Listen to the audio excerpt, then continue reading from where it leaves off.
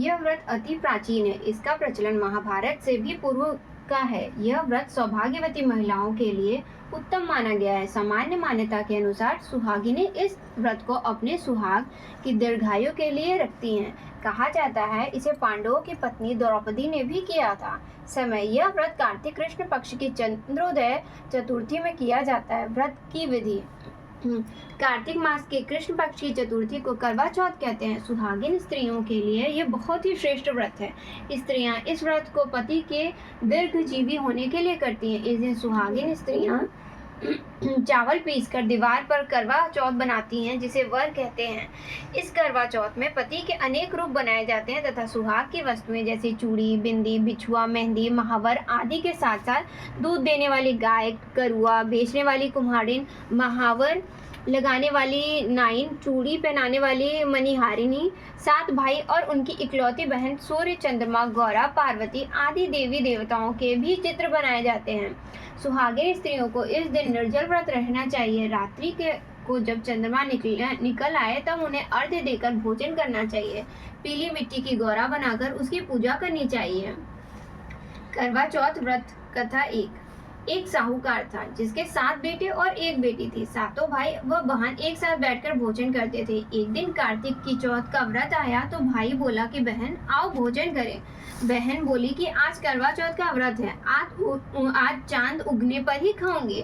तब भाइयों ने सोचा कि चांद उगने तक बहन भूखी रहेगी, तो एक भाई ने दिया जलाकर, दूसरे भाई ने छलनी लेकर उसे ढका और नकली चांद दिखाकर बहन से कहने लगा कि चल चांद उग आया है, अर्घ्य दे ले।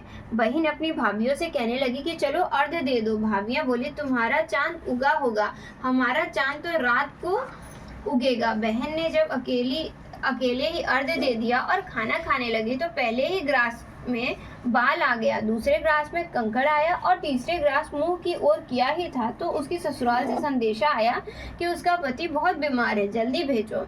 माँ ने जब लड़की को विदा किया तो कहा कि रास्ते में जो भी मिले उसके पाँव लगना और जो कोई सुहागन का आशीष दे तो उसके पल्ले में गांठ लगाकर उसे कुछ रुपए देना। बहन जब भाइयों से विदा हुई तो रास्ते में भी जो भी मिला उसे यह आशीष दी कि तुम 7 भाइयों की बहन बनी रहो, तुम्हारे भाई सुखी रहे और तुम उनका सुख देखो। सुहाग का आशीष किसी ने भी नहीं दिया। जब वह ससुराल पहुंची तो दरवाजे पर उसकी छोटी ननद खड़ी थी। वह उसके पाँव भी लगी तो उस ननद ने कहा सुहागिन रहो, सपूती हो। तो यह सुनकर पल्ले में गांठ बांधी और ननद को सोने का सिक्का दिया। तब भीतर गई तो सास ने कहा पति धरती पर पड़ा है। वह उसके पास जाकर उसकी सेवा करने के लिए बैठ गई। बाद में सास ने दासी के हाथ बची कुची रोटी भेज दी। इस प्रकार से समय बीतते बीतते मृगशीर्ष की चौथ आई तो चौथ माता बोली करवा ले भाइयों की प्यारी करवा ले। लेकिन जब उस चौथ माता नहीं दिखलाई दी तो वह बोली हे माता, आपने मुझे उजाड़ा तो आप ही मेरा उद्धार करेंगी, आपको मेरा सुहाग देना पड़ेगा।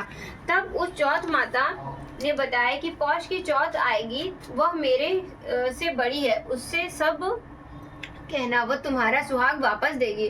पौष की चौथ आकर चली गई, माघ की चली गई, फागुन की चली गई, चैत्र, वैशाख, ज्येष्ठ, आषाढ़, श्रावण, भादो की सभी चौथ आई और यही कहकर चली गई कि आगे वाली को कहना। अश्विनी क्वार की चौथ आई तो उसने बताया कि तुम पर कार्तिक की चौथ नाराज है, उसी ने तुम्हारा सुहाग लिया है, वही वापस कर सकती है, वही आएंगे तो तुम्हारा पांव पकड़कर विनती करना। यह बात वह भी चली गई।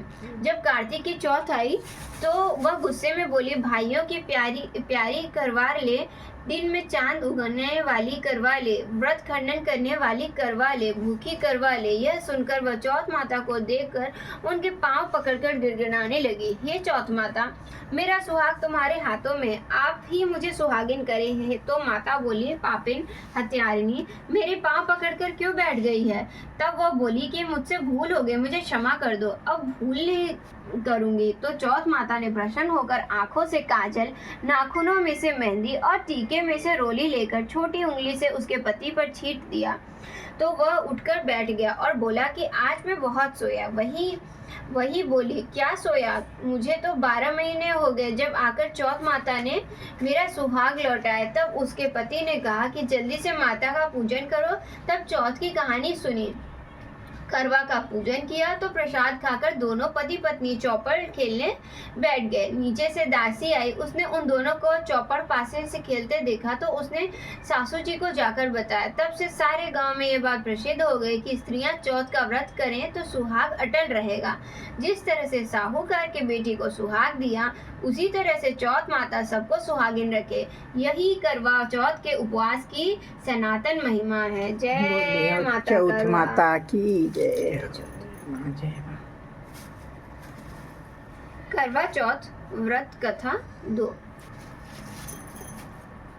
अति प्राचीन काल की बात है। एक बार पांडु पुत्र अर्जुन तप करने के लिए नीलगिरी पर्वत पर चले गए थे। इधर पांडवों पर अनेक मुसीबतें पहले से ही थी। इसमें द्रौपदी ने शोक विहल होकर कृष्ण की आराधना की। कृष्ण उपस्थित हुए और पूछा, कहो तुम्हें क्या कष्ट है?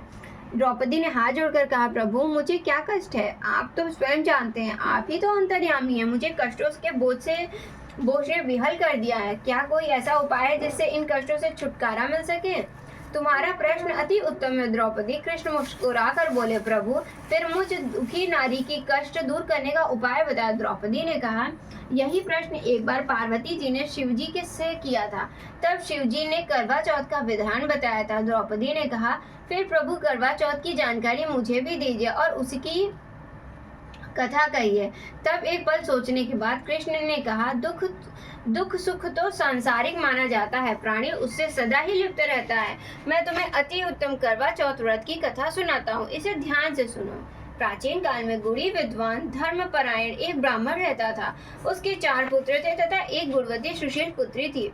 पुत्री ने विवाहित होकर चतुर्थी का व्रत किया, किंतु चंद्रोदय से पूर्व ही उसे क्षुधा ने बाध्य कर दिया। इससे उसके स्नेही भाइयों ने छल से पीपल की आड़ में कृत्रिम चंद्रमा बनाकर दिखा दिया। लड़की ने अर्घ्य देकर भोजन कर लिया। भोजन करते से उसका पति की हृदय गति बंद हो गई। इससे दुखी होकर उसने अन्न जन त्याग कर दिया। उसी रात्रि में इंद्राणी भू विचरण करने आई। ब्राह्मण पुत्री ने उनसे अपने दुख का कारण पूछा। इंद्राणी ने बताया, तुमने करवा चौथ व्रत में चंद्र दर्शन करने से पहले ही पूर्व भोजन कर लेने से ये कष्ट मिला है। तब उस लड़की ने कहा, हाथ जोड़कर विनय की कि इससे मुक्त होने का कोई उपाय बताएं। इस पर इंद्राणी ने कहा, यदि तुम विधि पूर्वक अगली करवा चौथ का व्रत करो तो तुम्हारे पति पुनर्जीवित हो जाएंगे। कन्या ने ऐसा करने का वचन दिया तो उसका पति स्वस्थ हो गया। इस पर उस कन्या ने वर्ष भर प्रत्येक चतुर्थी का व्रत किया और अनंत अखंड सुहाग प्राप्त किया। श्री कृष्ण ने कहा, हे द्रौपदी, यदि तुम इस व्रत को करोगे तो तुम्हारे सभी संकट टल जाएंगे। इस प्रकार द्रौपदी ने यह व्रत किया और पांडव सभी क्षेत्रों में विजयी हुए। इस प्रकार सौभाग्य, पुत्र पौत्रादि और धन धान्य की इच्छुक स्त्रियों को यह व्रत विधि पूर्वक करना चाहिए। इस व्रत में भगवान शंकर की आरती की जाती है। करवा चौथ व्रत कथा 3। जय बोले चौथ माता की जय।